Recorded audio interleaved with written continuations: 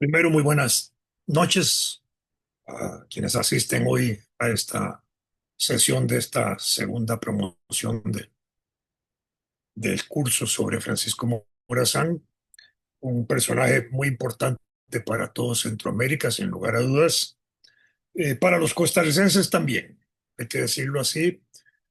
Fue declarado benemérito de la Patria en Costa Rica en vida de él y sigue siendo un benemérito nacional. Por supuesto, es una figura controversial donde hay gente que apasionadamente lo defiende y hay gente que no apasionadamente lo ataca, pero sí digamos que no goza de la simpatía de Morazán. En mi caso he sido morazanista desde temprano, por mis maestros, por mis lecturas, por mis sentimientos unionistas y centroamericanistas, por supuesto. Y yo soy el agradecido y el homenajeado para sentirme así por la invitación que ustedes me hacen a participar con ustedes. Para mí es un reto también que este es un terreno, digamos, movedizo para mí, hablando en Honduras sobre Francisco Morazán. Para nosotros en Costa Rica es un tema de reto histórico de rescatar más la figura de Morazán, ¿verdad? Y eso es importante porque se habla del fusilamiento de Morazán en Costa Rica, pero en realidad fue un asesinato lo que se provocó aquí en Costa Rica, porque no hubo un juicio contra él, no hubo un tribunal militar en capacidad de juzgarlo. No habían generales para poderlo eh, juzgar y en consecuencia de eso fue vilmente asesinado, pero de esto hablaremos mañana. Morazán, personaje importante que en 50 años de vida fue quien motivó y activó mucho los años post-independencia de Centroamérica. Nacido en octubre, el 3 de octubre de 1792 y fallecido el 15 de septiembre de 1842 a los 50 años, casi que 12 años de su vida estuvieron, 14 años más bien, estuvieron muy ligados a todo el proceso de la República Federal. Y fue el presidente de la República Federal más importante y más distinguido durante todo el periodo en que existió hasta 1838. Eh, Nacido en Tegucigalpa, en ese momento como parte de la Intendencia de Comayagua, que era parte de la Capitanía General de Guatemala. En los últimos años del dominio español, durante ese periodo de joven, le tocó ver los procesos de independencia que se estaban dando en el continente y en Centroamérica, algunos movimientos importantes también de protestas anti-españolistas, porque no hubo en Centroamérica, en términos generales, una guerra de independencia al estilo de ejércitos militares combatiendo a los ejércitos, digamos, españoles. Y cuando no hay una necesidad de desarrollar ejércitos de liberación nacional, porque no hay ejércitos opresores que hacer, tampoco hay necesidad de desarrollar esas fuerzas militares en esa dimensión. Quizás de las provincias de Centroamérica, en aquella época Costa Rica, que era la más alejada, es la que menos cercana o la que menos tuvo, digamos, alguna participación militar en ese sentido porque carecíamos de eso y además porque las fuerzas militares de la colonia habían sido trasladadas a Honduras y a Guatemala para ir a México donde estaba el virreinato. Entonces nosotros aquí no tuvimos un ejército que combatir. Sin embargo, 29, 28 de octubre en la noche, cuando se está discutiendo en la ciudad de Cartago el proceso de la independencia, conociendo el acta de Guatemala y conociendo el acta de León de 28 de septiembre, eh, uno de nuestros próceres, el bachiller José Francisco Osejo, desarma a la autoridad colonial para que al día siguiente no tenga armas en posibilidad de combatir u oponerse militarmente a la declaratoria de independencia que se iba a hacer con ese motivo. Y además porque de esa forma también se tenían las armas para defender el acto de independencia del 29 de octubre en Costa Rica. Esa declaratoria de independencia es lo que podríamos llamar la primera independencia, porque justamente en esta situación en la que ustedes me han comprometido a hablar, estamos pensando que el 23, en el año 23, en julio, es cuando se produce la independencia de todo Centroamérica. Bueno, en algunos países como los nuestros no se celebra de esa forma, pero hay discusión alrededor de eso, que es lo más importante. En Costa Rica sigue celebrándose, digamos, como la fecha de independencia principal, la del 15 de septiembre de Guatemala, y en un auge que ha empezado a tener la declaratoria de independencia del 29 de octubre, que es la declaración en Costa Rica con conocimiento de las otras dos actas, ¿verdad? Y sobre eso se suscitan algunas otras discusiones, que incluye la del año 23, ¿verdad? Sobre las fechas justas y aproximadas que se debe hacer. Incluso tenemos que replantear, y quizás esto lo vamos a replantear ahora, como allá ahora que estemos allá a finales de julio, sobre el término de la primera independencia o las independencias que hay que ver en el proceso de ese momento. Pero esta es una discusión que la dejamos para julio. Por ahora entendamos nada más que Morazán le toca ese entorno de final de la colonia y principios de la vida independiente en Centroamérica, donde un resultado va a ser obviamente la constitución de las Provincias Unidas de Centroamérica, con ella los estados centroamericanos que empiezan a formarse dentro de la República Federal Centroamericana, que se lleva a cabo pocos meses después de las Provincias Unidas, y dentro de la República Federal de Guatemala, de Centroamérica. Los padres de Bolívar, bien conocidos en Honduras, José Eusebio Morazán, Alemán, y Guadalupe Quesada Borjas, que eran de familias criollas de la clase alta, dedicados al comercio y a la agricultura, deben haber influido notablemente en Francisco Morazán, sus abuelos igualmente, eh, bautizado a los 13 días de su nacimiento, ¿verdad? En la iglesia de San Miguel Arcángel, que de paso podría ser un sitio de visita si todavía está la iglesia presente, digámoslo así, por el padre Juan Francisco Márquez. Su vida fue una vida de autodidacta. Era usual en aquella época que muchos procesos educativos se llevaran a cabo de esa forma, cuando no habían escuelas o cuando apenas estaban iniciando las escuelas de primeras letras, que eran lectura, escritura, las reglas elementales de aritmética, especialmente en escuelas privadas que se usaban en aquella época, generalmente de muy pésima organización, a veces sostenidas por la contribución que prestaban padres de familia.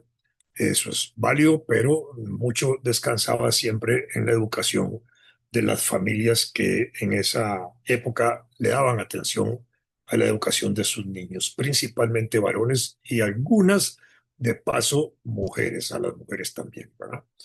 Porque, digamos, existía un poco la idea de que la mujer era más para el hogar, era formada para el matrimonio, para la atención de un marido y para la atención de hijos y para la cocina, por supuesto. Y en esa época no existían hoy las tendencias que tenemos hoy de colaboración, de cooperación, de igualdad entre esposos como para que compartan las tareas de la casa, no solo en términos de la colaboración doméstica, sino también de atención de niños y de todo eso. Cuando se abrió la escuela católica en el pueblo de San Francisco, en 1804, fue cuando los padres tomaron la decisión de enviar a Francisco a esa escuela. Y ahí, además, se trasladaron ellos también al Paraíso como familia en 1808, y ahí ya estaban, digamos, Morazán trabajando como un empleado en la alcaldía, donde empieza a adquirir conocimientos importantes relacionados con el derecho civil, con el derecho penal, con el notariado, con los asuntos administrativos de una alcaldía.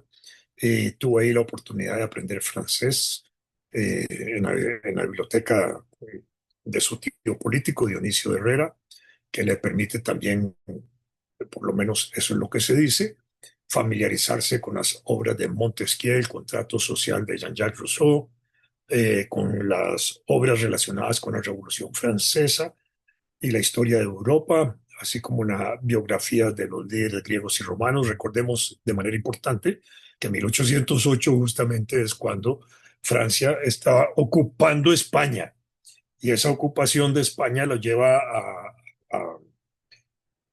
a que se establezca una reacción contra la ocupación española desde 1808 hasta 1814 en España, que condujo al movimiento de las juntas, como se llamaron, para organizarse alrededor de ellas la oposición a la ocupación. Todo el territorio de España fue ocupado, excepto la región de Cádiz. Esto es interesante para entender también por qué se producen la convocatoria a las Cortes de Cádiz durante el periodo de dominación napoleónica en Francia, en España, y allí se hace también la Constitución de 1812. Pero de esto más me interesa destacar algo que puede ser significativo, porque contra la ocupación francesa surgen movimientos antiocupacionales, antiocupacionistas o contra la ocupación francesa. Y son, digamos, los movimientos que luchan contra la ocupación francesa por la expulsión de los franceses de España, por la libertad de España de la dominación francesa, por la soberanía de España y por la expulsión de los franceses de España. Y esos mismos elementos son los que empiezan a canalizarse también desde más o menos esa misma época, principios del siglo XIX y ya en 1808, en la América hispana, cuando se empiezan a desarrollar igualmente los movimientos antiespañolistas contra la ocupación española de América, por la independencia de América, por la soberanía de América, por la libertad de América y por la expulsión de los españoles intervencionistas. Fíjense que hay un paralelismo histórico extraordinario y eso lleva a que la iglesia también en España se mantenga en una posición igual en esa lucha contra la ocupación francesa. Y por un lado, como era la iglesia madre, para decirlo de esta manera, de todos los virreinatos de España, produjo que en los virreinatos esa hubiera una reacción similar de los obispos, arzobispos, sacerdotes, etcétera, donde empezaron a identificarse en la lucha también, ya no solo contra los franceses, sino que también asumieron un papel importante sacerdotes en el proceso de la independencia americana. No son casuales Hidalgo, ni Morelos, ni el padre, ni los sacerdotes que en Centroamérica participan también del proceso de la independencia, José Matías Delgado, los padres Alvarado en Costa Rica y otros personajes importantes para entender eso. Ahora, ¿era unitaria esa posición? No, probablemente también dentro de los sacerdotes había gente pro-españolista, perdón, eh, pro-ocupacionistas que estaban a favor de la intervención francesa. Eso era, digamos, normal que así fuera. La constitución que impuso Napoleón en España, la de 1808, no tuvo literalmente repercusiones importantes para nosotros en América.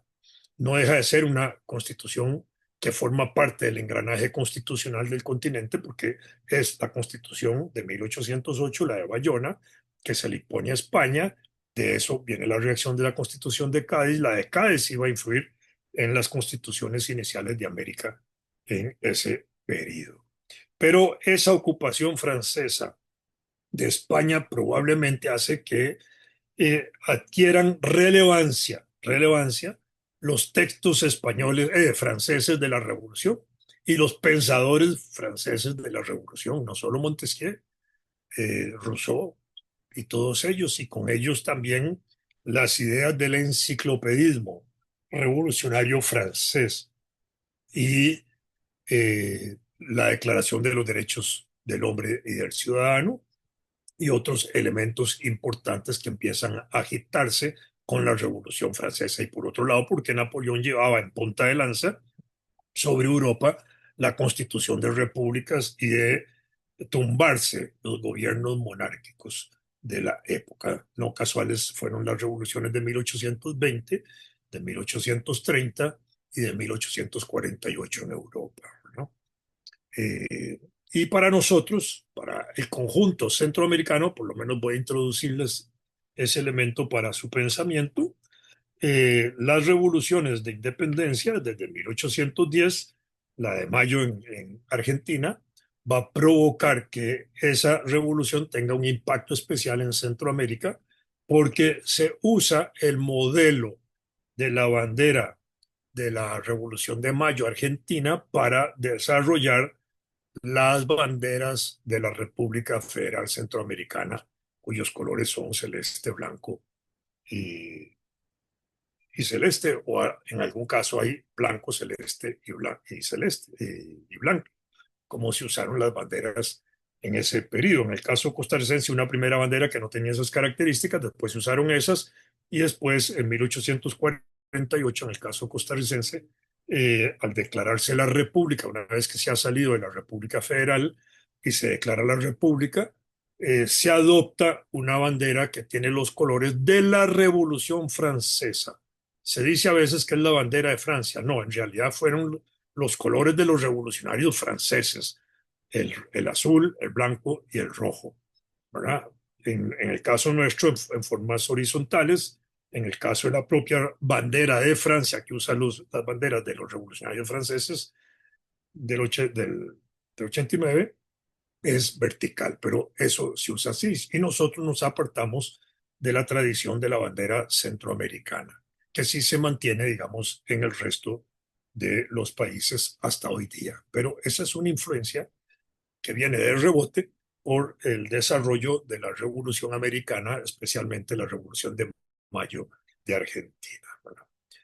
Eh, Entendamos también que en ese caso Morazán, nutrido de todo ese pensamiento revolucionario francés y republicano francés, va a impulsar, en la medida en que va a irse incorporando poco a poco a la vida política de Honduras primero y de la región después, el sentimiento republicano, el sentimiento liberal y el sentimiento de separación de iglesia y Estado y otras cosas que impulsa él por su propia iniciativa, formado en ese ideario revolucionario liberal de la época.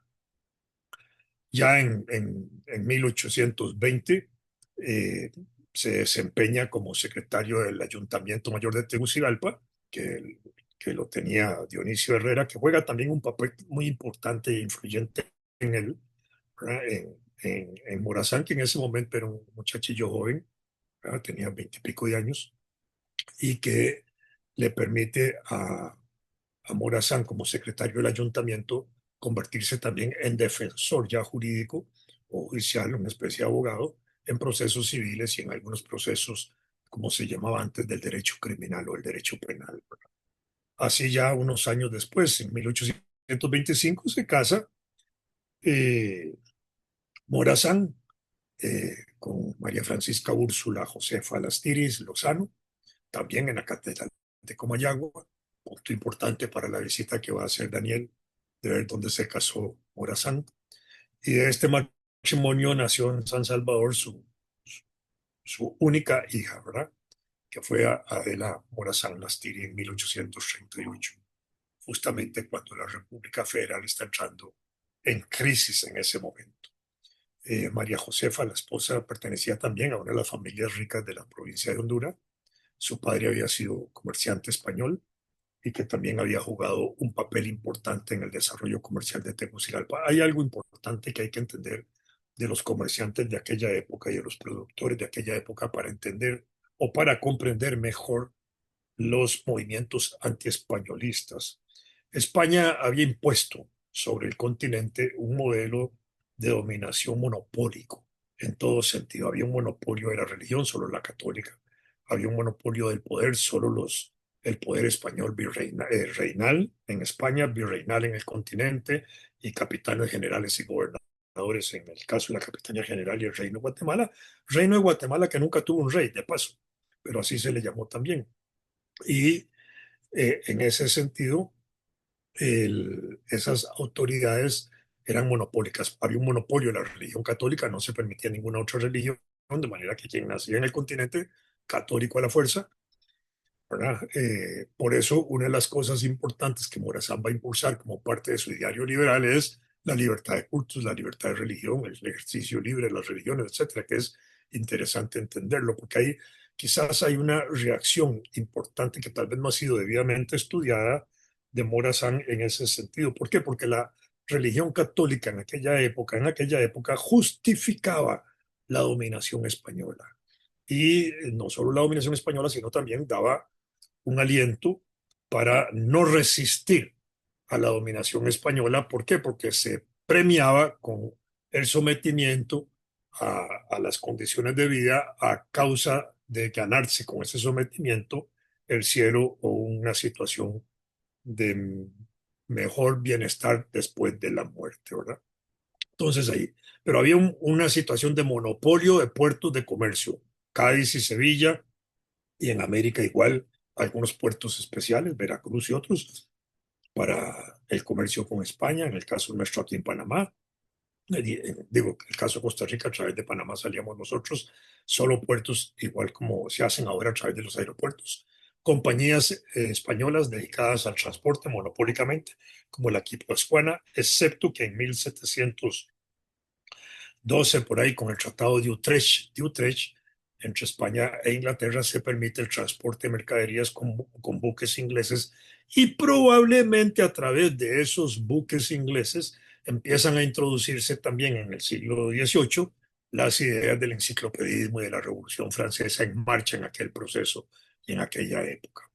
Entonces, y por otro lado, había una decisión española monopólica de producción. España impulsó una política de producción y economía donde especializó regiones en productos, mm, digamos, de un solo producto, una actividad de monoproductores. Entonces, países que se dedicaban solo a la explotación del cacao. Nosotros tuvimos el cacao como un monopolio entre 1650 y 1780. Digo, nosotros en Costa Rica estaban las actividades de extractoras de oro y plata en Centroamérica igual, concentradas en algunos países, eh, los otros minerales en Sudamérica igual, etcétera. Y así incluso tuvimos monopolio de la producción del tabaco también por un breve plazo en el caso costarricense para la región entre 1780 y 1792. Entonces, estas características monopólicas condujeron a que los productores coloniales, especialmente los criollos, chocaban con las autoridades eh, españolas cuando en el comercio que se había agitado con la presencia de los buques ingleses, posibilitaba la idea de un comercio con Inglaterra, Europa y otros países europeos, y los españoles cerraron, digamos, las trancas para que eso no pudiera darse. Entonces, frente a eso, una buena parte, y eso es una de las causas, no es la causa única, una de las causas de la independencia, la lucha de sus productores por la libertad de comercio, que era una bandera liberal también muy importante. Tanto así que Morazán después impulsa justamente la apertura a la inversión y a la atracción de extranjeros para invertir en la región. Entonces, esto es interesante tenerlo ahí presente porque fueron parte de esos procesos, y siendo la familia Morazán una familia, digamos, poderosa, criolla, criolla en el buen sentido, probablemente tenía contradicciones con las autoridades coloniales que no se evidencian en la forma como se estudia, pero que de alguna forma también pudo haber influido para que Francisco, niño, joven y ya en edad de adultez de aquella época, tuviera la visión justamente de fortalecer con el proceso de la independencia que le toca vivir a él, aunque él no es un activista de la independencia en ese momento, pero que sí le toca vivir y desarrollar posteriormente, para fortalecer justamente esos sentimientos libertarios importantes, ¿verdad? Y porque le tocó también de alguna manera a contribuir, digamos, a levantar los negocios de su familia, no solo los de la familia de él, sino también los de su esposa, que tuvieron que contribuir a levantar los negocios de él, y que por ahí, de una vez, también los proyectos políticos que esos negocios le permitían, digamos, sostener en vida de Morazán.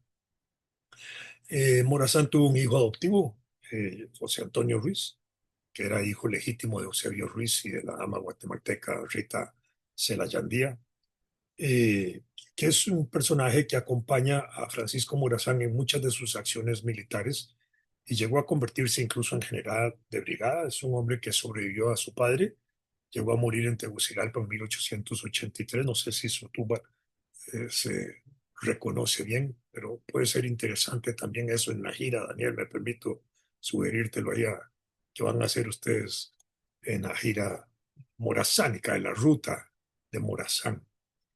Eh, Morazán, digamos, también acompañó a su padre en viajes a Guatemala, El Salvador, Panamá, Perú, finalmente en Costa Rica.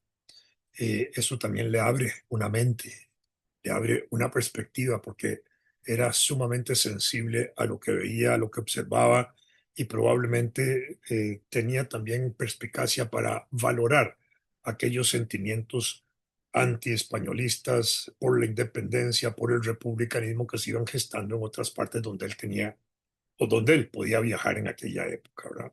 A la muerte de su padre, él se radicó un tiempo en Nicaragua y ahí trabajó también en agricultura. Ah, no, ese es Morazán, el hijo, que es eh, digamos, muere en Chinandega, en Nicaragua. La Capitanía General de Guatemala se independiza de España en 1821. Eso fue el resultado de la crisis que generó la separación de las provincias de Chiapas, que un mes antes del 15 de septiembre de 1821 habían declarado la independencia, la ruptura de la Capitanía General y la independencia de la provincia de Chiapas con Soconusco y la Ciudad Real y las otras ciudades que se le independizan, y se pegan al proyecto de Agustín de Iturbide, y esa separación de Chiapas repercute inmediatamente en Guatemala, donde sí había un proceso de resistencia activo contra la dominación española, y es lo que provoca, de alguna manera, el movimiento declaratorio de la independencia el 15 de septiembre de 1821, en medio de movilizaciones populares que sí se estaban haciendo en Chiapas, encabezados por la esposa de Pedro Molina, uno de los grandes dirigentes de la independencia de aquel momento, y que declaran la independencia de Guatemala. El acta del 15 de septiembre es el acta de independencia de Guatemala, y allí mismo se toma la decisión de comunicar a los pueblos de las provincias de Centroamérica la decisión que ha tomado Guatemala para que cada provincia decida por sí sola cómo quiere quedarse, si agregada al Imperio Mexicano, como se ha establecido por parte de Chiapas, como lo hace Guatemala, o de manera independiente, desarrollando un proyecto propio. Y esa acta de Guatemala, que se comunica a los pueblos de Centroamérica, provoca las actas de 21 de septiembre de El Salvador, la de 28 de septiembre de León de Nicaragua, pero también la de 28 de septiembre de Tegucigalpa, o de Guatemala, de Comayagua, perdón, y la del 29 de octubre de Costa Rica. La de Nicaragua de 28 de septiembre es lo que podemos decir, con todo respeto, le digo un plato de babas, en el sentido de que no se sabía qué era, porque hacen una declaratoria de independencia hasta que se aclaren los nublados del día, porque esa acta fue muy influida por el obispo Jerez, que era españolista, obviamente, y seguramente abrigaba la esperanza de que el movimiento de la independencia no fuera cierto, o de que se retrocediera en esa decisión, y obviamente no se retrocedió, y eso condujo a que el primeros días de noviembre de octubre, perdón, se volviera a tomar una decisión de independencia en León, que sí ratifica el acto de Guatemala, y de igual manera se mantienen separados ya de España de manera total. Entonces ahí tenemos ese primer proceso de declaratoria de independencia. El Acta de Guatemala es interesante porque entre sus decisiones se invita a la constitución del Congreso, para que reunidas las provincias, una vez que hayan tomado una decisión sobre si se quedaban como provincias españolas o independientes, se reunieran para tomar una decisión conjunta y en esa decisión de invitar diputados para que tomen una decisión sobre eso, el Acta de Guatemala dice que deben contemplarse los afrodescendientes. Eso es muy interesante porque casi nadie le ha puesto atención a esa parte del acta, porque de alguna manera el acta de Guatemala está liberando, digámoslo así, de esclavitud a los afrodescendientes que estaban sometidos a esclavitud en la región y les da la posibilidad de que sean ciudadanos, porque pueden ser electos para el Congreso y si pueden ser electos, pueden ser además elegibles para puestos populares. Eso no lo dice el acta, pero en el momento en que los incorpora como ciudadanos, les da esos derechos y eso es un acto importante para tenerlo ahí presente y que va a ser permanente ahí. ¿Por qué? Porque en 1824, ya bajo el concepto de la federación, se declara abolida en marzo de ese año la esclavitud en el continente.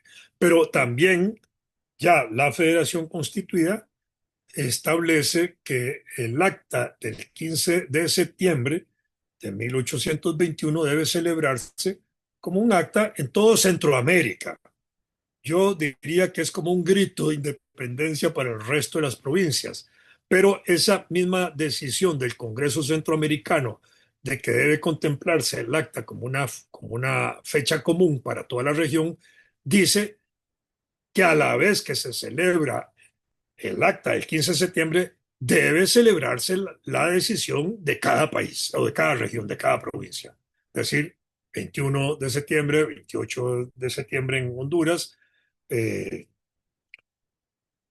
29 de octubre en San José. Digo, las fechas que estarían relacionadas con nuestras provincias, que tienen que celebrarse como las fechas propias de la decisión de la provincia en términos de independencia. Por eso, frente al evento que se está organizando, que lo anunció antes Daniel, el de la independencia, hay que entender que hay fechas de independencia, ¿verdad?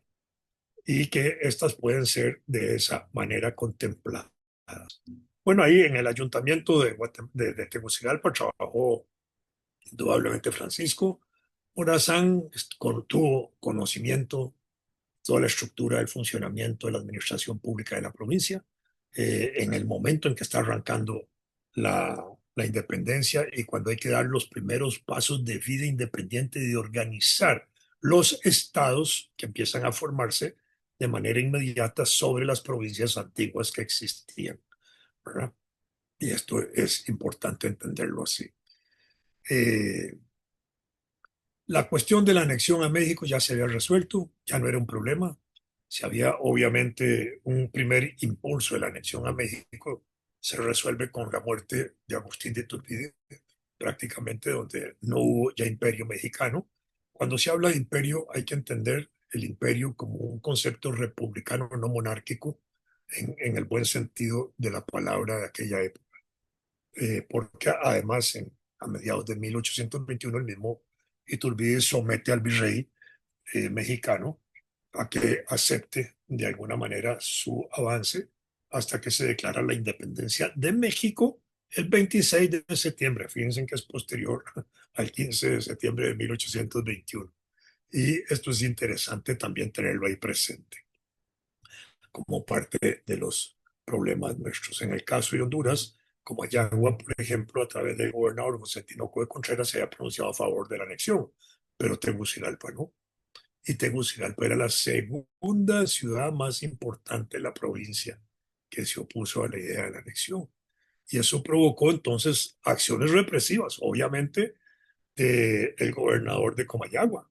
Y ante esa situación también en Tegucigalpa se organiza un ejército de voluntarios con el fin de contrarrestar la agresividad de José Tinoco de Contreras y de defender la independencia. Y ahí es donde empieza Morazán a aparecer enlistándose como voluntario al servicio de las autoridades de Tegucigalpa. Y de ahí en adelante su vida va a ser exitosa, llena de gloria, de la gloria de Centroamérica.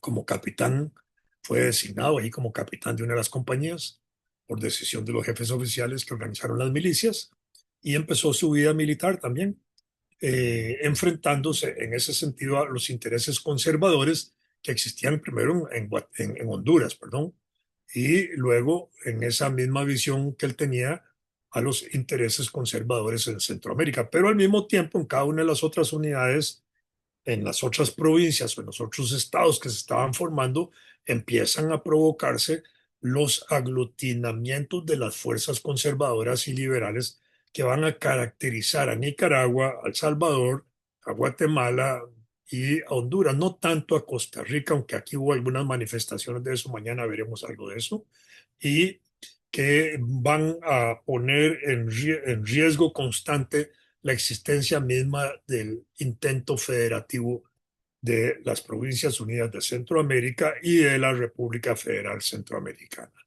Porque si algo fracasa la República Federal es justamente por esas contradicciones internas que se dieron al interior de cada una de las provincias o de los estados que estaban naciendo.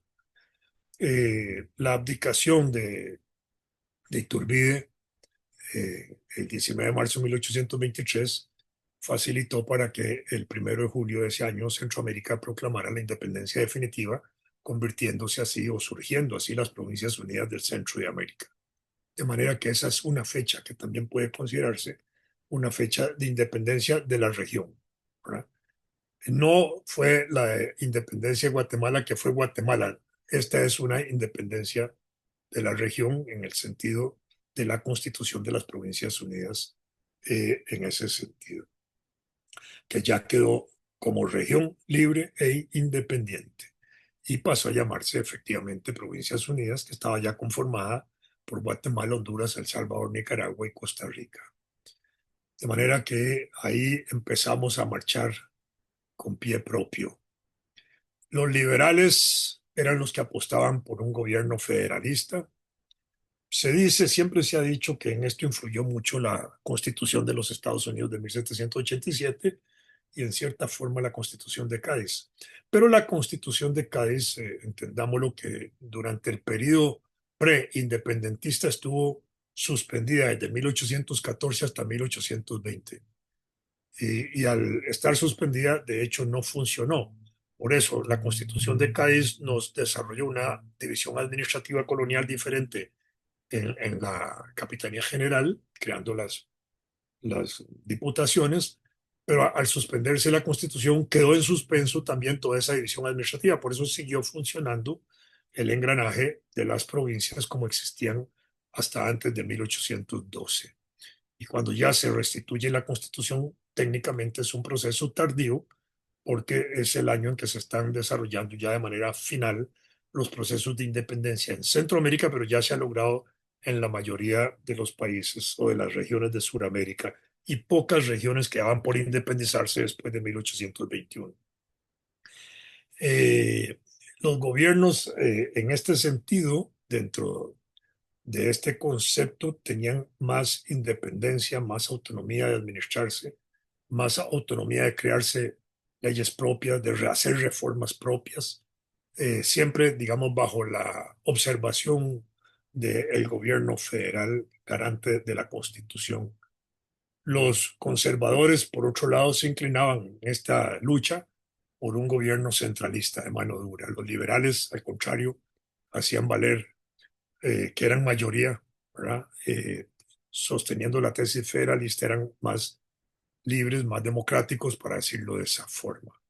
El Congreso Constituyente del 24 que se había reunido en Guatemala fue el que tuvo la función de decidir cuál sería el sistema de gobierno a través del cual iban a desarrollarse los destinos de las naciones emergentes. Y ahí las dos fuerzas, igual conservadores y liberales, se enfrentaron. Los liberales siempre señalando el gobierno federalista y los conservadores que se inclinaban por el gobierno centralista, autoritario, controlador, etcétera, de eso en un sistema de leyes que eran adoptadas en la capital de la nación y se aplicaban a los demás estados por igual, que era el centralismo que estaban proponiendo, mientras que en esas dos propuestas los liberales, digamos, lograron hacer valer la tesis federalista que produjo el descontento de los conservadores, que se mantuvo durante todo el periodo de la República Federal. Por eso es que se producen tantas contradicciones, porque este es un tema importante que habría que tal vez analizarlo de manera separada, en alguna charla aparte. Las contradicciones que hubo entre conservadores y liberales durante el periodo federal. Eh, el 25 de septiembre del 24, ya Morazán había sido nombrado secretario general del gobierno de Dionisio Herrera, que era un tío de él, y es cuando se firma la primera constitución de Honduras, si no me equivoco.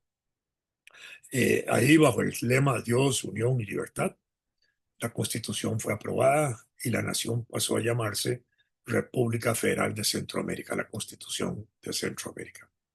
De esta constitución resultó electo el primer presidente, Manuel José Arce, que era del Partido Liberal. Arce prometió en ese sentido impulsar reformas, transformar la economía y la sociedad centroamericana y, y desarrollar leyes liberales, sí, también. Y, y encontró, sin embargo, una oposición muy importante entre las fuerzas conservadoras que tenían mucho peso en lo social y mucho peso por el poder económico que tenían, que le obstaculizaron bastante el ejercicio del poder. Eh, y la oposición a Arce le dio a los conservadores el control del gobierno federal casi por completo, que es parte de esos procesos iniciales en ese momento. Eh, Morazán había sido ya nombrado el 6 de abril de 1826 presidente del Consejo Representativo y en ese tanto habían ya establecido situaciones particulares. Una de ellas, la llegada en ese mismo año de Miguel Echarri, que había sido expulsado de Colombia, que se había establecido en Honduras y que de una u otra manera se dice que influyó para llevar a Francisco Morazán a la masonería. Esto va a ser interesante porque Carrillo en Costa Rica también se dice que había sido un masón y se retira de la masonería en razón de que Morazán, siendo masón, lo derroca. Por lo menos nuestro gran historiador Rafael Obregón Loría, también que fue gran maestro de la logia masónica de Costa Rica, así lo señaló. Y en ese sentido, pues no deja de tener alguna razón de que, eh, digamos, fuera una contradicción de masones lo que condujo a que, digamos, en el caso de Braulio Carrillo, presidente de jefe de Estado de Costa Rica, él tomara la decisión de separarse de la masonería por esa razón, nada más, ¿verdad? Pero bueno, ahí son los detalles y la vida práctica y la vida civil y social que así establecen siempre las cosas y los procesos de, ¿cómo se llama?, de, de la vida política en nuestros países, donde este tipo de elementos puede constituir inevitablemente decisiones importantes, ¿verdad? Eh, la República Federal arrancó de esa forma y nosotros tuvimos, incluso dentro del estudio histórico que no se hace en el caso costarricense, deberíamos estudiar a las autoridades federales como parte de las autoridades locales de nuestros países. Nosotros en Costa Rica no hacemos eso. Se estudia ligeramente la colonia con algunos gobernadores importantes dentro de la vida colonial, pero no se tiene, digamos, una visión importante de los gobernantes federales de Costa Rica, o no los federales, los que eran gobernantes de la federación en época en que nosotros los costarricenses formamos parte de la federación. Y en ese sentido, ese es un vacío que tenemos verdaderamente en los estudios. Por eso es que cuesta mucho entender estas cosas cuando desconocemos también esa tradición, sino que nosotros hacemos un estudio político de Costa Rica desde 1821 en adelante y el periodo de la federación se brinca como periodo en el cual nosotros estamos inscritos ahí. Obviamente se habla de la presencia de la federación, pero las autoridades de la federación no se estudian adecuadamente y al no estudiarse, ahí se cometen los errores de debilitar justamente personajes o el estudio de personajes como, por ejemplo, Francisco Morazán, ¿verdad? Y ese es uno de los temas, digamos, que hay que valorar. No sé cómo se hace esto en Honduras, lo confieso con toda sinceridad, pero es el tema, digamos, que es importante observar para comprender, digámoslo así, digamos, lo que son las autoridades de gobierno y por qué Morazán es una figura débil en el estudio de Costa Rica. No es que su debilidad lo coloque a él en una situación más frágil, no, es que todos los presidentes federales se ocultan, pero Morazán, a diferencia de los otros gobernantes federales, tuvo una particularidad que fue también gobernante de Costa Rica por un breve periodo. Entonces ahí se estudia un poquito a Francisco Morazán, pero la parte costarricense de Morazán y no la parte regional de Morazán, que es tan importante para entender mejor, admirar mejor y rendirle más culto a este gran personaje que fue Francisco Morazán. En 1827 Morazán ya es un gran jefe político, un gran jefe militar, ya dirigía tropas es cuando llega a Choluteca en octubre de 1827, cuando justo cuando se produce la batalla de Trinidad el 11 de noviembre del 27 también, donde de alguna manera aplastaron a las fuerzas federales de Villa por los hombres de Morazán, y Morazán surge como el gran líder del movimiento liberal que llegó a ser reconocido en esa calidad y condiciones, no solo por sus habilidades militares, sino también por su visión política. La victoria de Morazán en ese momento es la que lo hace marchar a Comayagua victoriosamente y entra triunfalmente a Comayagua el 26 de noviembre, cuando convoca el Consejo Representativo que lo nombró en ese momento jefe de Estado de manera provisional y puso a Diego Vigil como su jefe, ¿verdad? Que es importante entender eso, ¿verdad? El- Ahí las contradicciones siguieron acentuándose en Centroamérica. eh, Tuvo que moverse Morazán, no solo haber enfrentado a Millas, sino también tener de moverse hacia El Salvador, hacia la Unión, donde ahí también se desplazó hacia León de Nicaragua. Ahí recibía apoyos también. En 1827 en Choluteca se produce la batalla de la Trinidad, que también fue victoriosa para Morazán y que lo lleva de nuevo triunfalmente al 26 de noviembre en Comayagua. Como líder, ya en el 28 está dirigiéndose a El Salvador, incluso mueve una tropa muy grandota en ese momento de 1.400 hombres, que eran con grupos de hondureños, nicaragüenses y salvadoreños que tuvieron que sumarse voluntariamente, la mayor parte de ellos, al ejército morazanista. Y se dice que también participaron indígenas que servían como parte de la infantería. Es un tema interesante porque los indígenas participan algunos en el proceso de la independencia, movilizados, y ahora en este periodo de la República están también movilizándose bajo las órdenes de Morazán o el servicio Morazán. en El Salvador se estacionó en Huascarán el 2 de octubre de 1828. Se dice que para ese momento tenía un ejército que sumaba poco más de 600 hombres y el 23 de octubre está entrando triunfalmente en la Plaza de San Salvador. De ahí regresó a Honduras porque recibió las noticias de que había habido un levantamiento en Olancho y ahí dirigió su famosa proclama del 22 de noviembre del 28 y después marchó hacia Huachapán y organizó igualmente el ejército para liberar el territorio guatemalteco y restaurar el orden constitucional.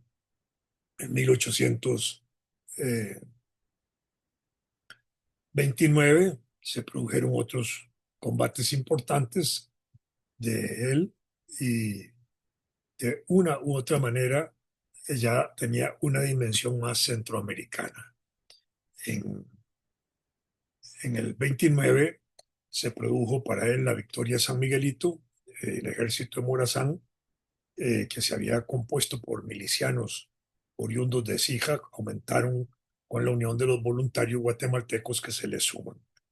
Y el 12 de abril, el jefe de Estado de Guatemala, que era Mariano Aycinena y Piñol, que era de la tradición de la familia Aycinema, que era un clan que jugó un papel incluso moviéndose alrededor de los días de la independencia, también capitula y en ese sentido Morazán ocupa, digamos, la plaza central de Guatemala y expulsa en ese sentido también a sectores eclesiásticos y a otros sectores muy vinculados a la familia o al clan Aycinema.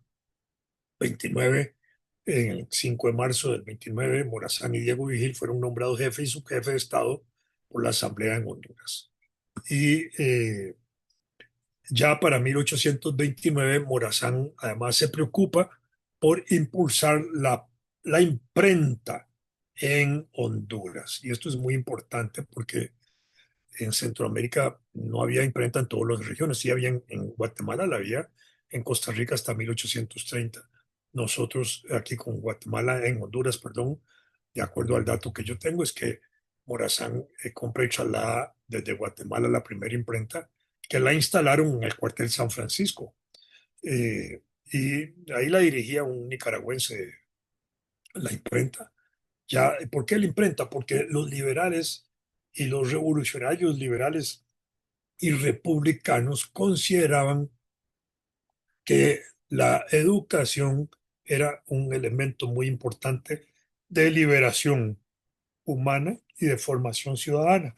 Pero la imprenta debía provocar también esos sentimientos de liberación de las personas en la medida en que les daban conocimiento, educación, formación, para que pudieran entender mejor no solo su situación, sino para que pudieran contribuir más y de mejor manera al desarrollo de las repúblicas.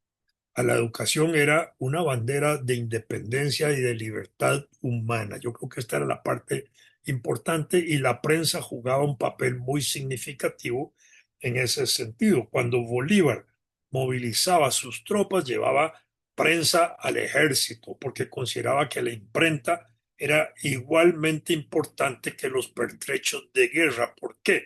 Porque la imprenta y la prensa debía jugar también un papel liberador en caso de guerra, de enviarle señales falsas a los enemigos, de darle información falsa a los enemigos, de infundirle miedo al enemigo, de exaltar las victorias propias, de exaltar el coraje y el valor de los soldados propios, etcétera. Era un elemento muy importante la prensa. Nosotros en el caso costarricense la tuvimos hasta 1830, en Honduras, de acuerdo a los datos. En el 29 Morazán es el que impulsa la primera imprenta en Honduras, ¿verdad? Y entre 1830 y 1839 se desarrolla el periodo, digamos, más importante de la República Federal en términos en que Morazán es también casi el principal líder de ese periodo, ¿verdad? De la República Federal, porque varias veces fue gobernante, gobernador gobernante, como se dice, de la República Federal, ¿verdad? Cosa que no todo el mundo lo fue, porque los líderes de la República Federal pues, fueron pocos. Manuel José Arce, que fue, digamos, en el periodo de 1825, después siguió Morazán, digamos que estuvo desde 1829 en un primer periodo, ¿verdad? Eh, y ahí continuó él en varios periodos posteriores. Barrundia, después fue el otro, después volvió Morazán del 30 al 34. Después llegó José Cecilio del Valle por un periodo corto y volvió Morazán del 34 al 38, de manera que el peso, digamos, del periodo de la presidencia federal descansó en Francisco Morazán. Por eso es que Morazán destaca sobre todos los demás. En otro orden de cosas, nadie podría negarle el papel brillante e importante que tiene José Cecilio del Valle dentro del proceso mismo de la independencia, ¿verdad? Pero en este momento lo que nos interesa es destacar a Morazán y acordémonos también que Morazán enfrenta electoralmente a José Cecilio del Valle que lo derrota. Y ahí destaca ese elemento importante de Morazán y Valle juntos, Valle como la raíz de la independencia, Morazán como el continuador del orden republicano que había surgido en aquel momento. Justamente Morazán derrotó en la elección de 1830 a José Cecilio del Valle, que era, nadie podía negar como que era un gran pensador y un gran visionario, ¿verdad? Y es el periodo en que ya se está aplicando y desarrollando todo el pensamiento liberal con fuerza en la región. ¿Cuáles valores de información liberal se estaban desarrollando inspiradas en esa filosofía de la ilustración, del enciclopedismo, del iluminismo? El iluminismo se le dice al movimiento intelectual revolucionario de los Estados Unidos en la lucha por la liberación de las colonias inglesas, así como el enciclopedismo es el de Francia o el de la Ilustración en el periodo español.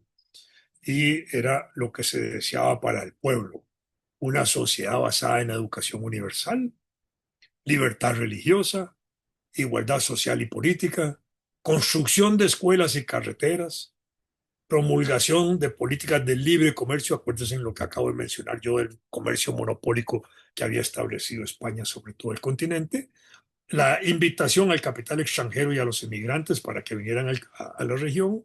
Aquí la apertura, libertad de comercio era también libertad para el flujo del capital extranjero. Acordémonos que durante el siglo XVIII habían empezado a llegar los buques ingleses autorizados por España para comercializar y llevar comercio y hombres y productos, obviamente, de las colonias a España.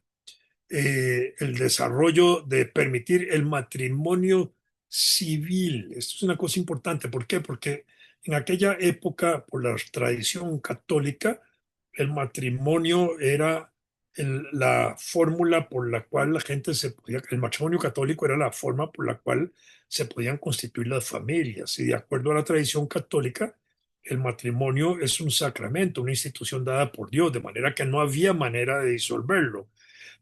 A pesar de que 200 años atrás de este momento, estamos hablando hace 500 años, cuando se discute en uno de los concilios la naturaleza del matrimonio, se discute sobre la duración del matrimonio. Y ahí se establece que el matrimonio católico fenece o culmina o acaba con la muerte de uno de los cónyuges, ¿verdad? Por eso es que a los viudos católicos se les permite volverse a casar por la iglesia, ¿verdad? No a los divorciados. ¿Por qué? Porque no existe dentro del régimen de derecho canónico religioso católico el divorcio, porque no se puede separar aquello que es un sacramento solo por la muerte. Entonces, cuando aquí se establece la disolución del matrimonio, esto es un enfrentamiento muy duro contra las estructuras eclesiásticas y contra los conceptos religiosos, y se establece el divorcio secular, es decir, que la gente también pueda tomar la decisión de separarse del matrimonio, romper el matrimonio.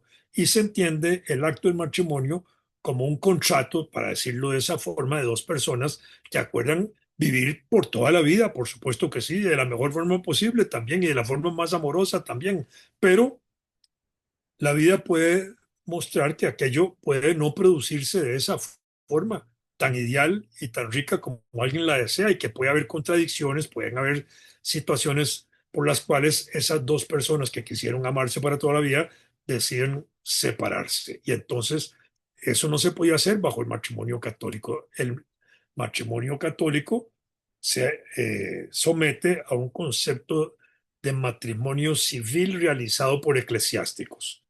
Y el matrimonio que se acepta es el matrimonio civil como el único válido por el Estado. Y el Estado es el que regula las relaciones matrimoniales de las personas.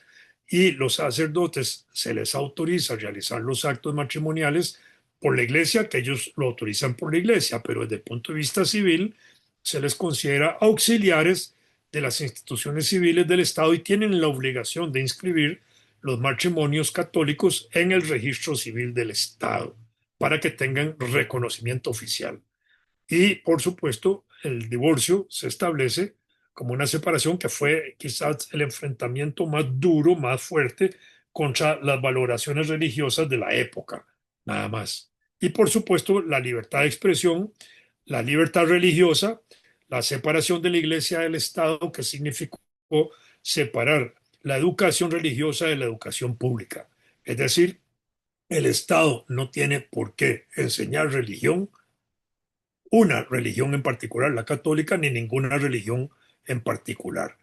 Eso queda para el ámbito de la familia, que es donde se debe enseñar la religión, y de la iglesia, la que también debe, a la que a la que la familia pertenece, a la cual también debe fortalecer sus valores religiosos. Por ejemplo, en Costa Rica, la separación secular de la iglesia y el Estado se produjo en 1882, primero por la educación, ahí sacaron a la educación religiosa, y se restableció hasta 1940, es decir, durante 60 años la sociedad costarricense no enseñó religión en los colegios y se hizo menos religiosa la sociedad costarricense. No, ¿por qué? Porque se fortaleció, obviamente, la educación religiosa en el hogar, que es donde debe darse, y en la iglesia a la cual se pertenece.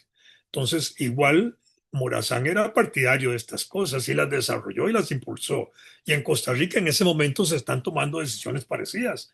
Carrillo, que es a quien derroca Morazán, había tomado decisiones de esta naturaleza, había establecido causas para la disolución del matrimonio, que es interesante. No había establecido el divorcio en la forma que llega a establecerse en 1888 en Costa Rica, pero había permitido ya disolver el matrimonio y eso le enfrenta a la iglesia.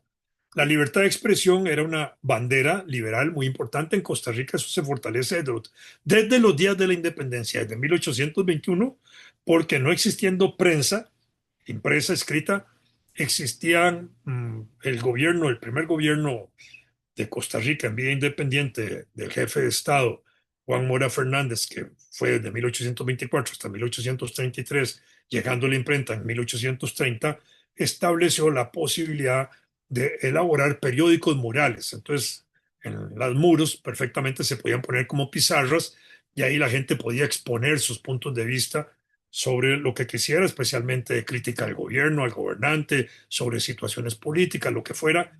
Había así una regulación, no se podía mentir, no se podía decir cosas falsas, no se podía ofender ni hacer ese tipo de cosas, era la única regulación que había. Y cuando surge la imprenta en Costa Rica, se regula por la ley de imprenta y se establecen las mismas condiciones de libertad absoluta de pensamiento, de expresión, de comunicación, siendo uno responsable de lo que uno afirma, nada más, que no puede injuriar, no puede mentir, no puede difamar, no puede crear noticias falsas, etcétera. Esos eran los elementos y eso son cosas que impulsa también Morazán, que es muy importante.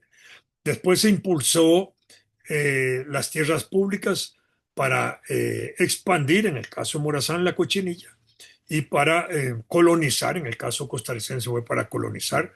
Entonces el Estado daba almácigos de café, eximía impuestos, facilitaba tierras por periodos de 5 años, en el caso costarricense, porque era para impulsar la producción del café y las matas de café en aquella época duraban 5 años para la primera cosecha y consecuentemente con esto entonces se daba un uso social de la tierra. Fíjense en lo que estoy diciendo, uso social de la tierra. Se entregaban tierras para que durante 5 años, que eran las primeras cosechas de café, la gente pudiera desarrollar su actividad. Si en esos 5 años no producían café o las dejaban abandonadas, el Estado retomaba las tierras y las volvía a repartir. Fíjense qué interesante. Con la separación de la Iglesia del Estado en materia educativa, también se establecieron políticas para control de los ingresos que recibía la Iglesia y así fueron prohibidos o abolidos, para decirlo también en la forma que creo que usó Morazán, los diezmos y las primicias, que eran impuestos que la Iglesia cobraba a las primeras actividades productivas que hacían las personas. Primero a las primicias, a la primera actividad y el diezmo a las actividades que continuaban.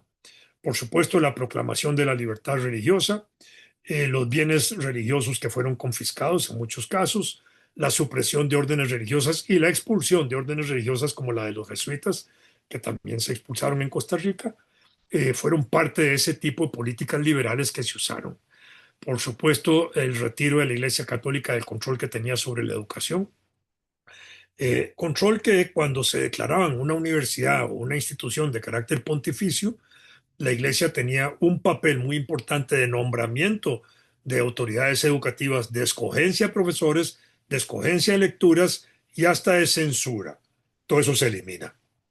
Reducción del poder eclesiástico fue un poder importante y esto hace que entonces la Iglesia se enfrente a los liberales y se enfrenta a Morazán y apoya a los conservadores, igual en Costa Rica.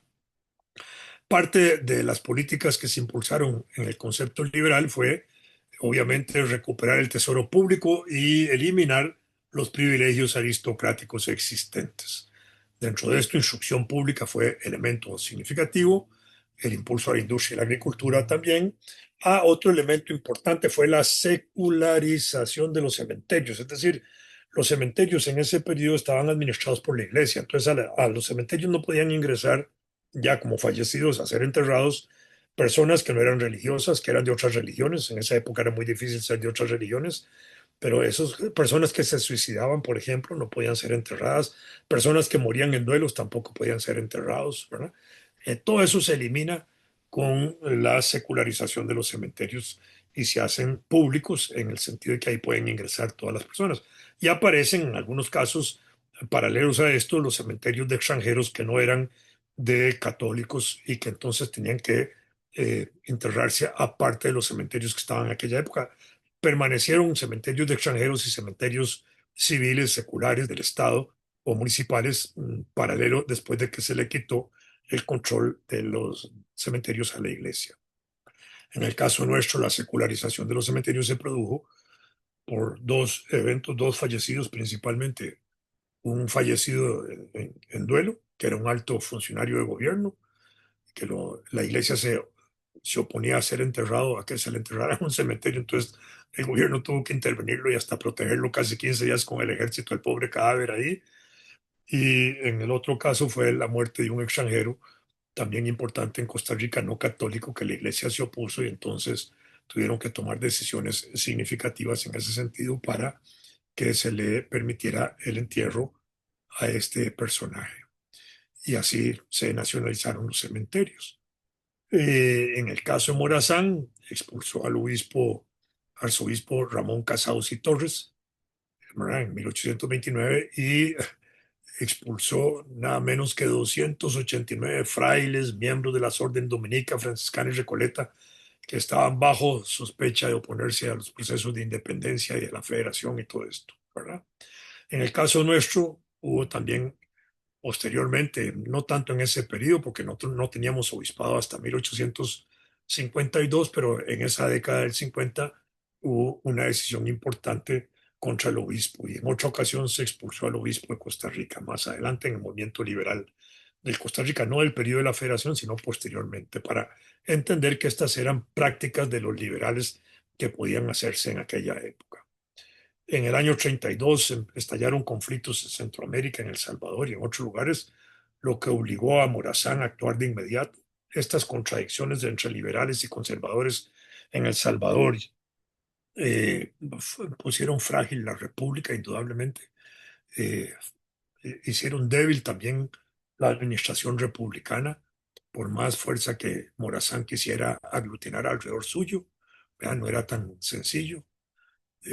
Morazán tenía un apoyo importante entre los criollos, que habían sido explotados por el clero regular y por los, eh, digamos, representantes españolistas en Guatemala durante el periodo de la colonia.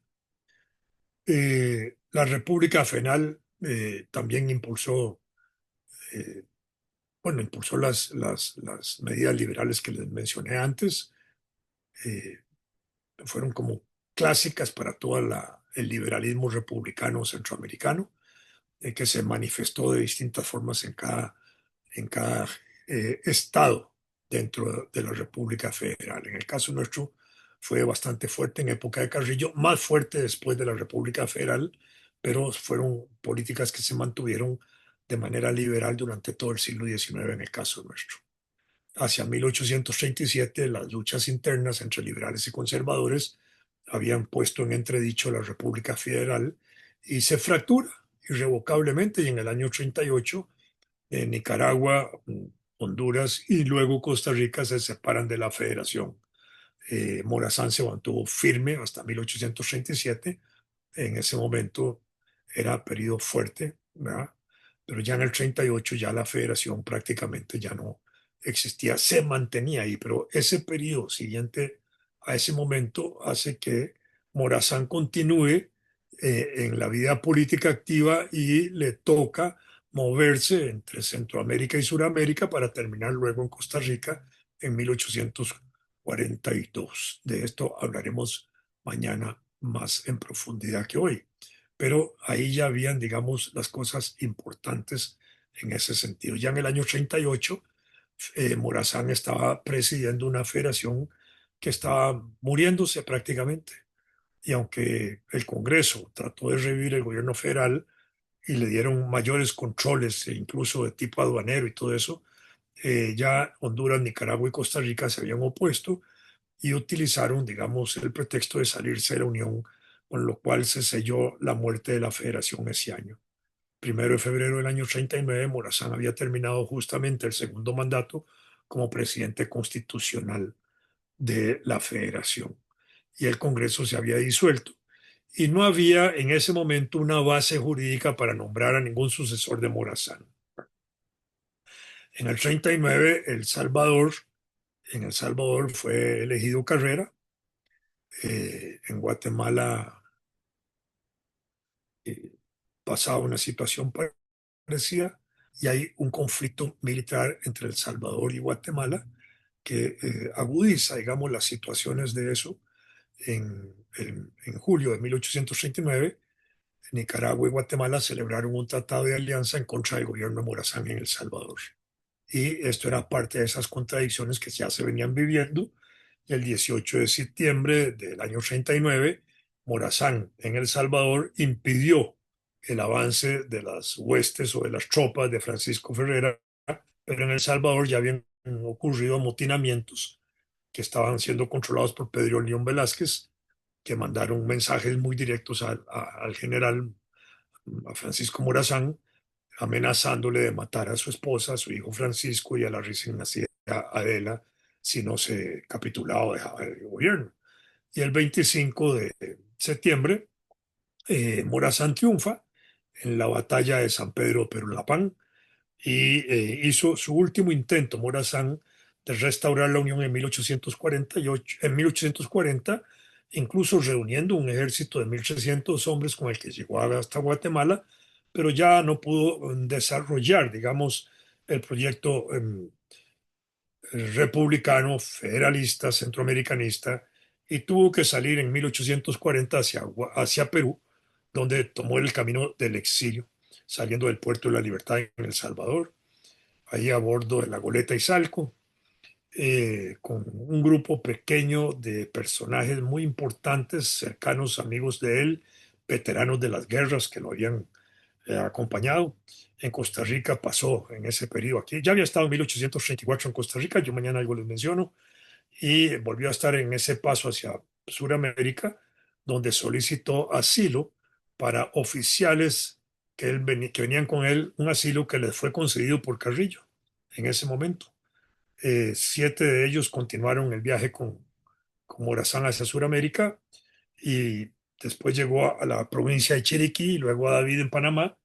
En David ya lo estaba esperando su familia y ahí escribió su famoso manifiesto de David de 16 de julio de 1841 en que trató, digamos, a alguna gente de hombres mezquinos, abusadores de los derechos más sagrados del pueblo, y recordó a los que se opusieron a la independencia de Centroamérica y que sacrificaron la libertad cuando quisieron unirse al imperio de Iturbide. Ahí es un manifiesto muy importante. Ahí recibió apoyo de los liberales de Costa Rica. Braulio Carrillo era gobernador en Costa Rica, había restringido internamente libertades individuales, limitado libertad de prensa y había derogado la Constitución de 1825. De esto hablaré yo mañana un poco.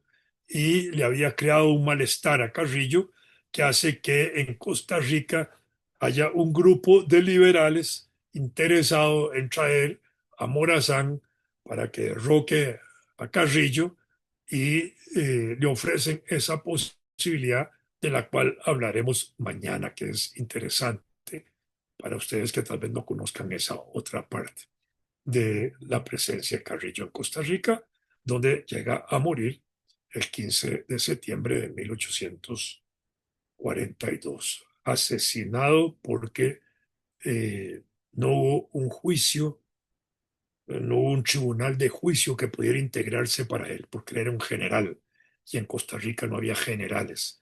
Y a los militares de alto rango tienen que juzgarlos militares de igual rango, de manera que cuando lo capturan, lo que hacen es prácticamente asesinarlo. De esto hablaremos mañana. Morazán, para nosotros, es, sin lugar a dudas, el gran personaje de Centroamérica, de la Centroamérica unionista, republicana de la época, liberal. No es un nombre, Morazán es una figura, ¿verdad? Es un héroe centroamericano, es una república que reivindica, perdón, es una imagen que todavía nos sigue reivindicando en la necesidad del unionismo, de la búsqueda de aquellos elementos que son comunes a los pueblos de Centroamérica, hoy más difíciles de lograr en ese sentimiento unionista, porque hay tendencias más bien centrífugas que tiran hacia afuera, o centrípetas que tiran hacia afuera más que hacia adentro. Hay el cosmopolitismo, el globalismo que vivimos hoy no conducen en cierta manera a fortalecer los sentimientos unionistas como se fortaleció la Europea. En el caso nuestro, esos elementos son más difíciles. Existen algunos organismos regionales, organismos económicos regionales que no son organismos políticos. Y lo que interesa aquí es una unidad política que pueda reivindicar los intereses de los pueblos de Centroamérica en objetivos comunes a los intereses, necesidades, libertades, progreso social, material y político de Centroamérica. Creo que esto es los elementos centrales y que la figura de Morazán nos reivindican y nos recuerda constantemente. Si tienen preguntas, con mucho gusto. Gracias, maestro. Realmente he quedado impresionado de la capacidad de poder sintetizar a ese gran hombre y vamos a tener el espacio para que les hagan las interrogantes. Vamos a ir en orden para poder proceder y muchas gracias de antemano por darnos esta cátedra. José Iván, puede hablar, José Iván. Sí, buenas noches. Eh, Gracias ¿verdad? A Lick por esa buena conferencia.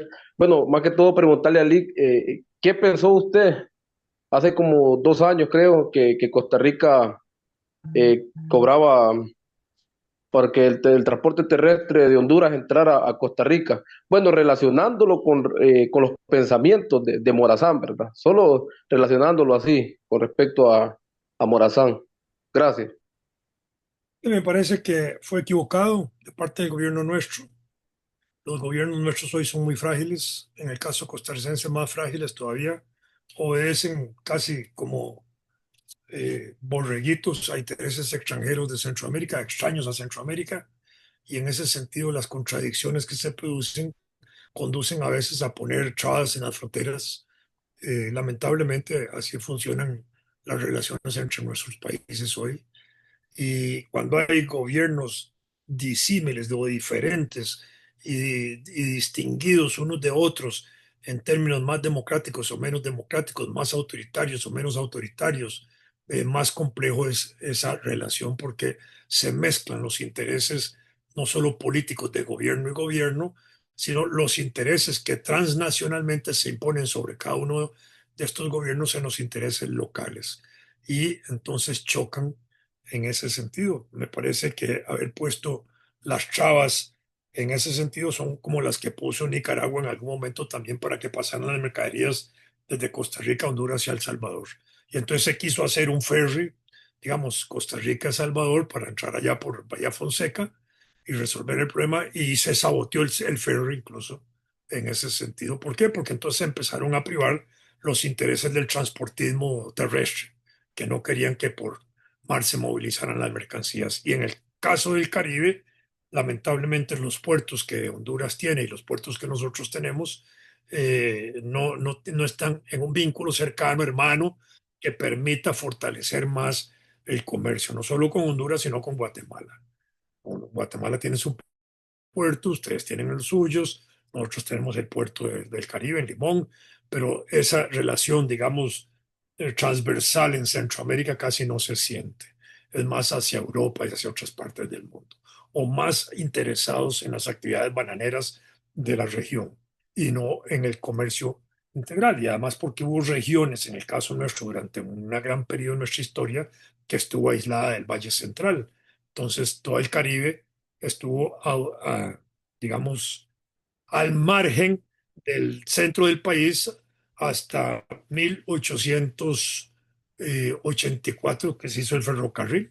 Y cuando se hizo el ferrocarril en Costa Rica al Caribe, de ahí, el control monopólico que se estableció alrededor de las tierras del ferrocarril por parte del constructor del ferrocarril que desarrolló las compañías bananeras, que después las desarrolló en Honduras y en Guatemala, Minor Kit, ejercieron un control también de colonización en el interior de la región caribeña atlántica de Costa Rica. Y hasta 1970 en Costa Rica se hace una ruta paralela de autos o de transporte terrestre paralela al ferrocarril. Y durante todos esos años, fíjense, hasta 1970, Costa Rica tuvo una región totalmente marginal. Entonces, cuando ese transporte se desarrolla de esa forma, hoy no tenemos un ferrocarril desarrollado y tenemos compañías de transporte que son monopólicas en muchos aspectos.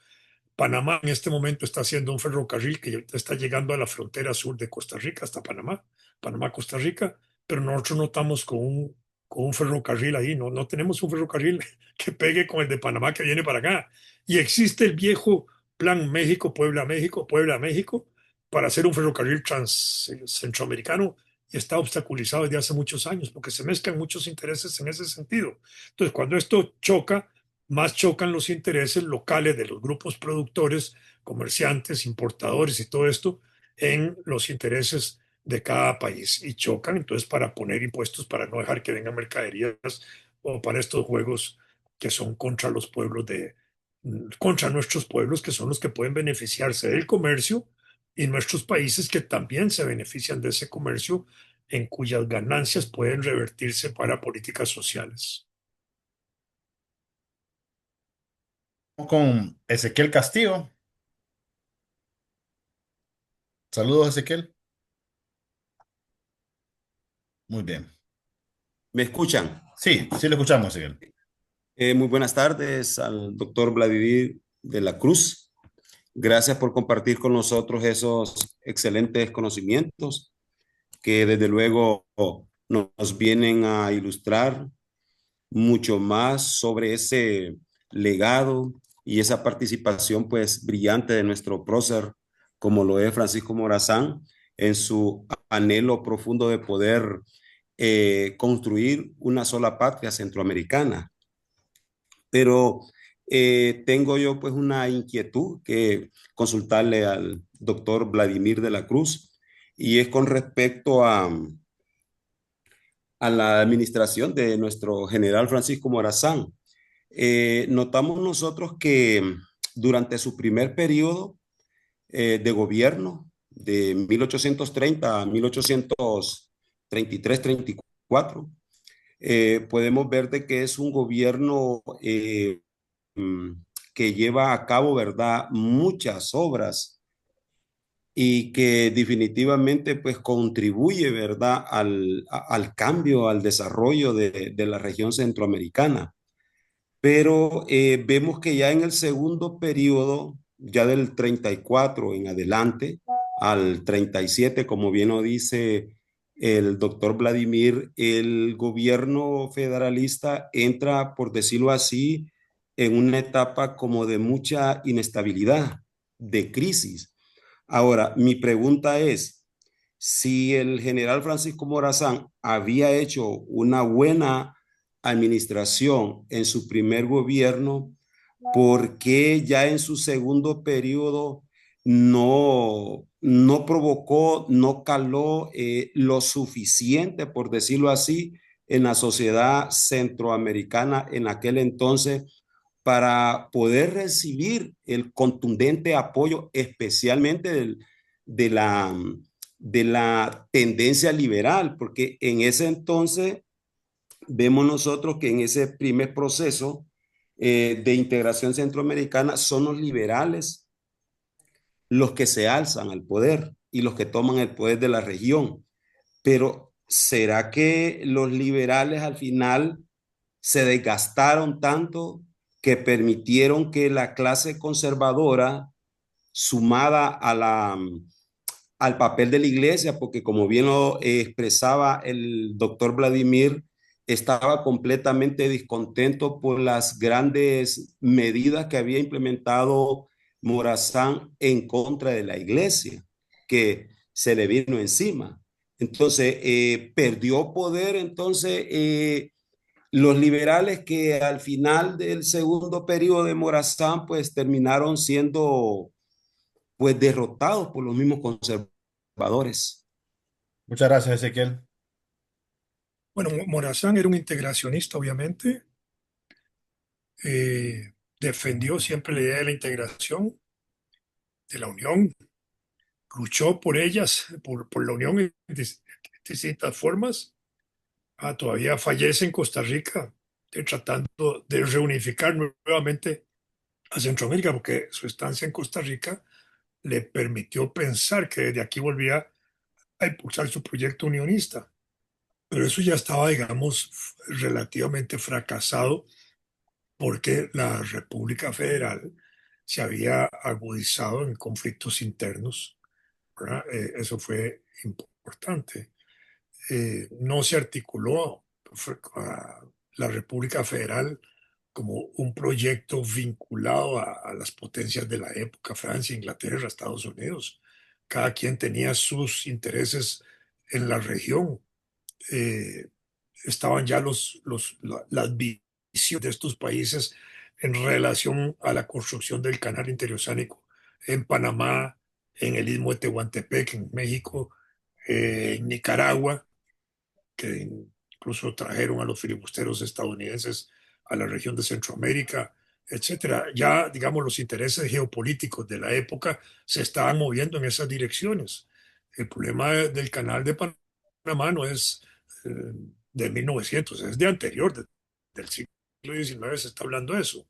Entonces, ahí se veía ya una amenaza, digamos, a toda Centroamérica porque esas potencias conspiraban de alguna manera con cada uno de nuestros países. No casualmente, Inglaterra se impuso ahí en todo el Caribe hondureño nicaragüense con el protectorado de la Mosquitia.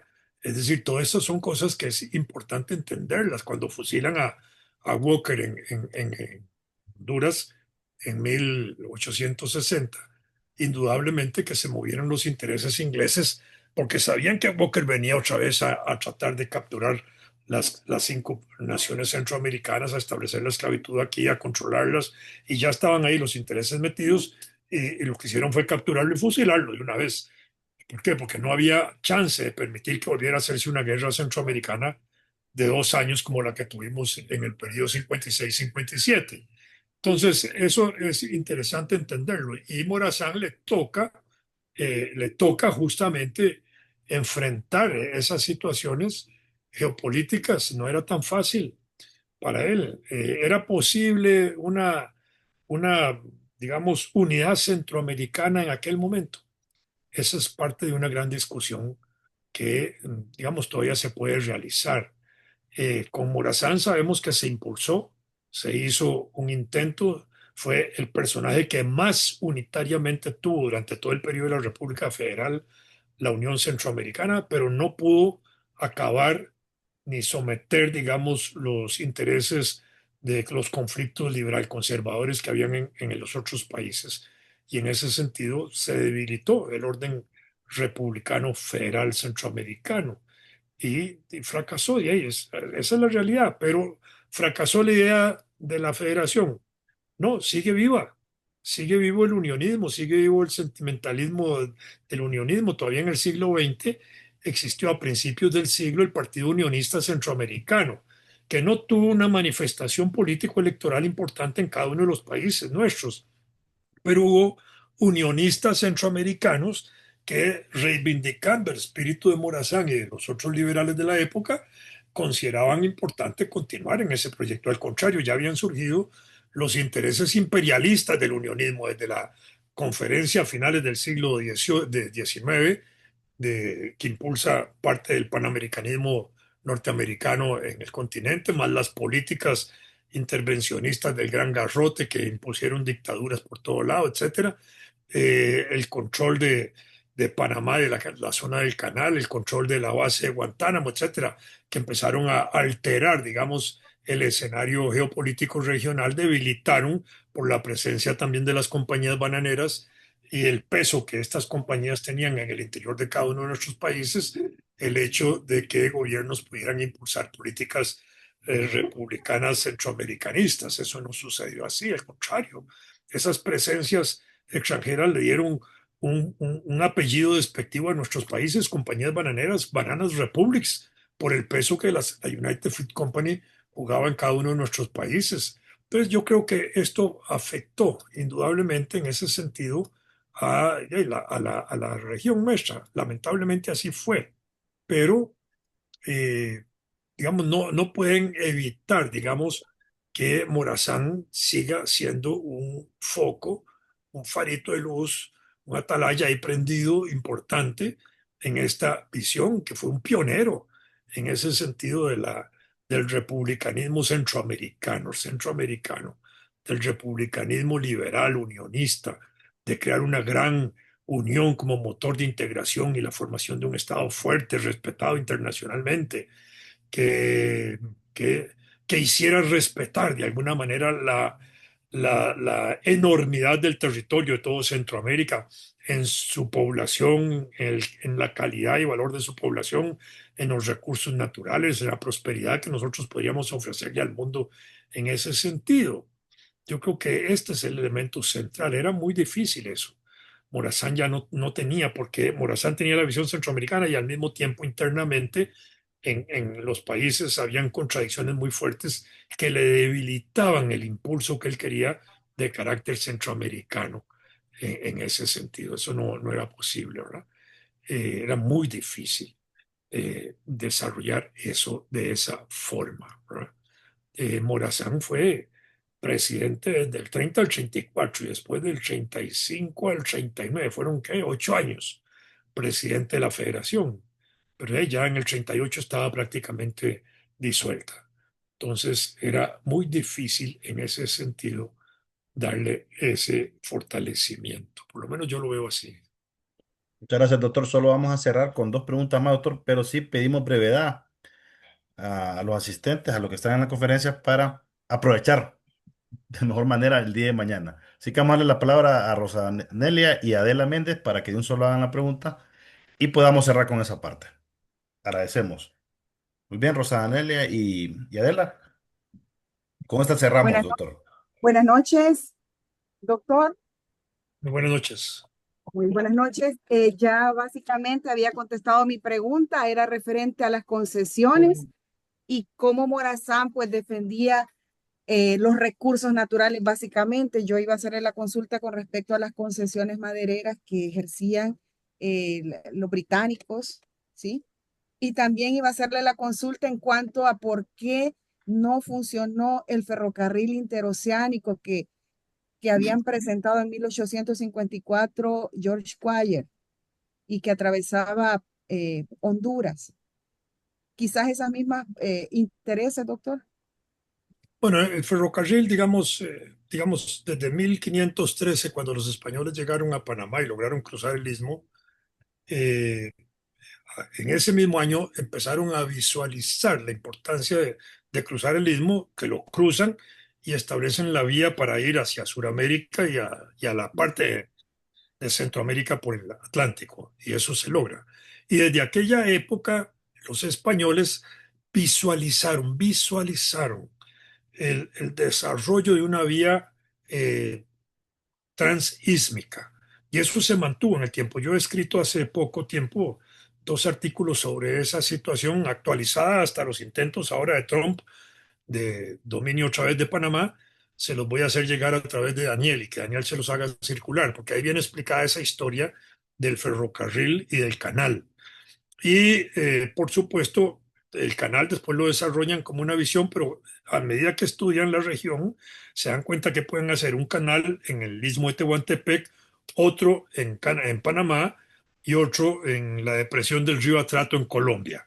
Es un poco más largo, pero era parte de los proyectos que había en aquella época y está, perdón, el canal de Nicaragua. Cuando se hace el intento del canal de Panamá, se hace también un ferrocarril paralelo. El canal fracasa como canal por los constructores franceses. El ferrocarril se mantiene débilmente en aquel momento. Es después, con el desarrollo de las bananeras, que adquiere fuerza la construcción ferrocarrilera en nuestros países, pero una construcción ferrocarrilera al servicio de la producción bananera y de su exportación y comercio hacia los puertos del Atlántico en Honduras, en el caso costarricense, o en Guatemala. Y estaban vinculados ahí, pero no había una conexión nuestra terrestre, digamos, entre nuestros países, excepto, si lo puedo decir, para Costa Rica y Panamá. El ferrocarril bananero, ahora sí, lo que había, un ferrocarril público, digamos, de puerto a la capital, en el caso costarricense, dentro de la zona bananera, que era una zona colindante con la frontera de Panamá, en el caso costarricense, había un ferrocarril interior. Y ahí sí, el ferrocarril interior se movía de un lado a otro sin frontera porque era la frontera bananera amplia.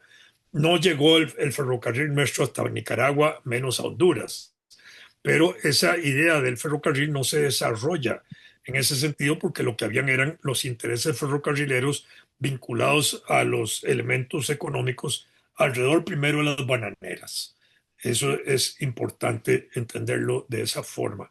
Después, al interior de otras actividades económicas de nuestros países, el ferrocarril trans que cruza de costa a costa, en el caso de ustedes, hasta Bahía Fonseca, que yo sepa, no se desarrolló. En este momento, el istmo de Tehuantepec, en este momento, con la actual presidenta de México, acaban de inaugurar el ferrocarril de Tehuantepec, sí, del istmo de Tehuantepec, que lo están haciendo con una publicidad enorme como un proyecto alterno al canal de Panamá en el caso de que Trump se meta ahí militarmente en Panamá. Eso lo están desarrollando ya. En el caso de Panamá, ya está extendiendo su ferrocarril hasta la frontera de Costa Rica, pero hasta ahí está llegando, no está llegando a ninguna otra parte. Entonces, eso ha obedecido a los intereses locales de los ferrocarrileros, en primer lugar, vinculados a la producción bananera. Muy bien. Y cerramos entonces, maestro, con Rosa Anelia, por favor. Hendrix. Un saludo, maestro, desde Isla de la Bahía, Roatán, Isla de la Bahía. Quisiera que me aclarara algo. Nosotros, la zona de Soconusco y de Chiapas, ¿pertenecían a la Capitanía de Guatemala o siempre pertenecieron a México? No, pertenecían a Guatemala, justamente son las regiones que se independizan primero de la capitanía y se agregan a México. Y esa Oh, ruptura, que es el 5 de septiembre más o menos, es cuando provoca la crisis de Guatemala, más agudiza la crisis en Guatemala, que lleva a la declaración de independencia del 15 de septiembre. Pero ya cuando Guatemala se pronuncia independiente, ya se había fracturado la capitanía, saliéndose Chiapas, y se desarrollaba el fraccionamiento que después se logra. muchas gracias, muchas gracias. Muy Mucho. bien. Bueno, em, muchas gracias. Agradecerle del espacio de Dirección de Historia y Patrimonio, maestro Vladimir de la Cruz. Es un verdadero honor. Vamos a tener también la dicha de escucharlo el día de mañana. Cerramos esta parte. Y bueno, mañana temprano, ¿verdad? El sábado, qué mejor forma de recibir el sábado el fin de semana con otra cátedra suya para entender más el Eure continental, José Francisco Morazán. Así que muchísimas gracias y le damos Muchas la gracias. palabra para poder despedirnos, maestro. Muchas gracias a ustedes por la atención, por la invitación y muy buenas noches. Nos vemos mañana.